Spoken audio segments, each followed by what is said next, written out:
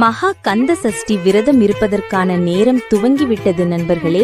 இந்நாளுக்காகத்தான் கோடான கோடி முருக பக்தர்களும் வருடந்தோறும் காத்து கொண்டிருப்பார்கள். அனைவரும் எதிர்பார்த்த மகா கந்த சஷ்டி விரதமானது இந்த ஆண்டு அக்டோபர் மாதம் 22ஆம் தேதி தொடங்கி 27ஆம் நாள் முடிவடைகிறது. முருகனுக்காக மாலை போடும் பக்தர்கள் 48 நாள் விரதத்தை மேற்கொள்வது வழக்கமாகும்.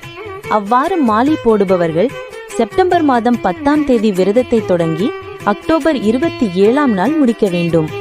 இந்த 48 நாட்களும் எந்த அசைவ உணவுகளையும் எடுத்துக்கொள்ளாமல் தினமும் 2 வேளை குளித்து உடலையும் மனதையும் பரிசுத்தமாக வைத்துக் கொள்வது அவசியமாகும். மேலும் சஷ்டி விரதம் இருப்பவர்கள் தினமும் பஞ்சகவ்ய விளக்கேற்றி முருகனை வழிபாடு செய்வது அவசியமாகும். அதோடு சஷ்டி கவசம், சண்முக கவசம் போன்ற பாடல்களை படிப்பதால் எதற்காக விரதம் இருக்கிறீர்களோ அது விரைவில் கைகூடும்.